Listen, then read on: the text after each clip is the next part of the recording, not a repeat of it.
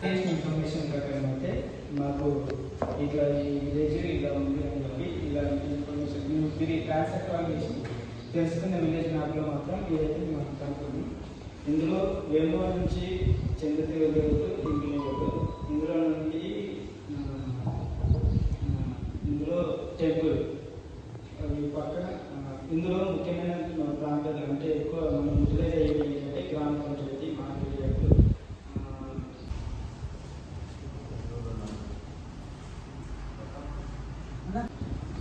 Agriculture BSc agriculture Jagtial Polasam వచ్చాం.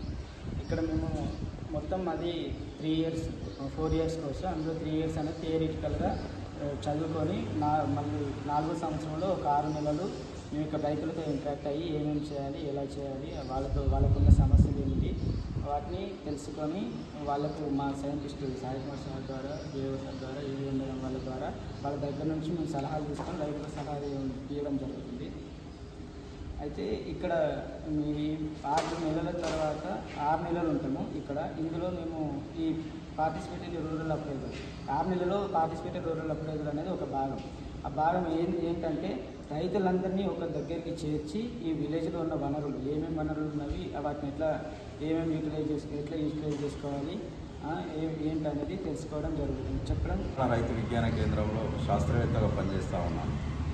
So ఈరోజు మా వ్యవసాయ కళాశాల పులాస విద్యార్థులు వారి యొక్క రావే కార్యక్రమంలో భాగంగా మరిగడ్డ గ్రామంలో వాళ్ళు పిఆర్ఏ కార్యక్రమాన్ని నిర్వహించడం జరిగింది.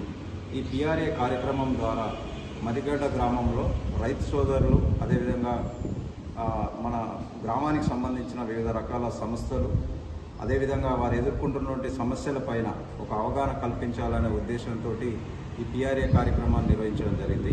ముఖ్యంగా మరిగడ్డ గ్రామంలో ప్రధాన పంటలైనటువంటి వరి, పత్తి ఈ 2 రకాల పంటలు ప్రధానంగా ఉండడం జరిగింది.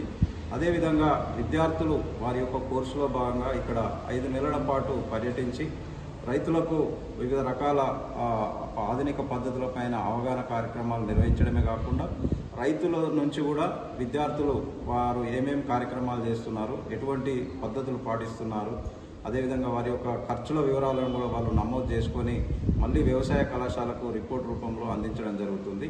ముఖ్యంగా ఈ గ్రామ రైతులు ఎదుర్కొంటున్నటువంటి ప్రధాన సమస్యలలో భూసారం తగ్గడం, అదేవిధంగా అధిక పెట్టుబడులు అదొక సమస్యగా ఉండడం. ముఖ్యంగా ఇంకోటి ఏంటంటే ఇక్కడ ఉన్నటువంటి రైతు సోదరులు ఓన్లీ వరి మరియు పత్తి పంటలపైన ఆధారపడి ఉంటున్నారు. కాబట్టి మా విద్యార్థులు కానీ తెలంగాణ రైతు విజ్ఞాన కేంద్రం వ్యవసాయ శాఖ ఆధ్వర్యంలో ఆరుతడి పంటల వైపు వెళ్ళాలని రైతులకు అవగాహన కార్యక్రమాలను కూడా నిర్వహించడం జరుగుతూ ఉంది.